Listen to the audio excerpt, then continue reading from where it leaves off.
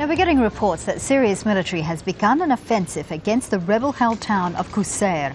Activists say at least 32 people have been killed. There's been fierce fighting in the area for months. Government forces have been seen shelling the town, aided by Syrian planes and artillery.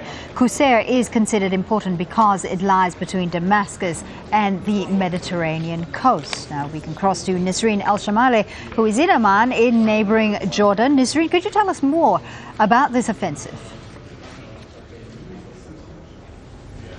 Well, Fawzia, we're hearing from activist groups, as you mentioned, that since the early hours of the morning, Syrian troops backed by fighters from Hezbollah in Lebanon, which is a staunch ally of the Syrian President Bashar al-Assad, have been raiding this town and heavily bombarding it. And it is clear that the Syrian government is adamant about regaining control of al-Qusayr because, as you mentioned, it is very important. Now, let's remember that the first armed rebels appeared in the province of Homs. We were hearing about clashes in Homs before we heard about them in any other province in Syria. So Homs is extremely important for the Syrian government. Having control of Homs is very imperative. Homs is considered the backyard of Damascus. It's very close to Assad's seat of power.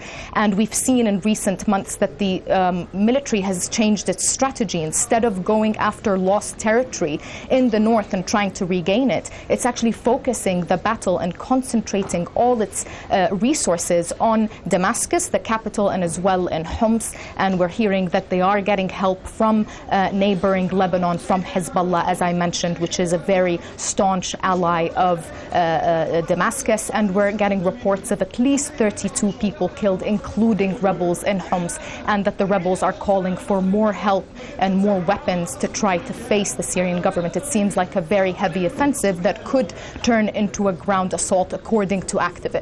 Bashar al-Assad has indeed been boosting his defense strategies. Let's just give us an idea here. If the Assad regime is able to take over Qusayr, is this a psychological win or is this a strategic win in terms of military terms?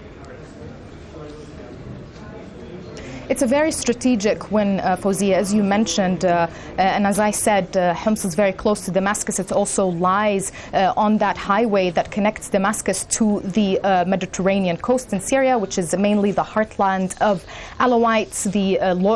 Those are still loyal to Bashar al-Assad, so they don't want to see that route cut off by rebels controlling al-Qusayr.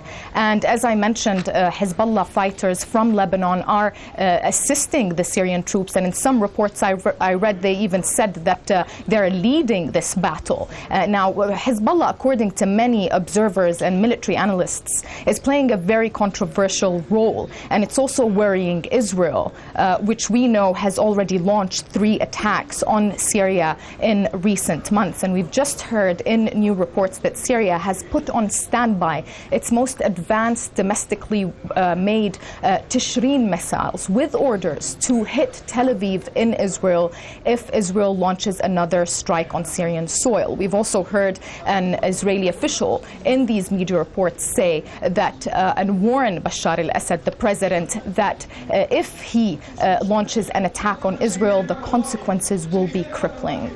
Nisreen, thank you for that update. Nisreen el-Shamayleh, our correspondent, speaking to us in Amman.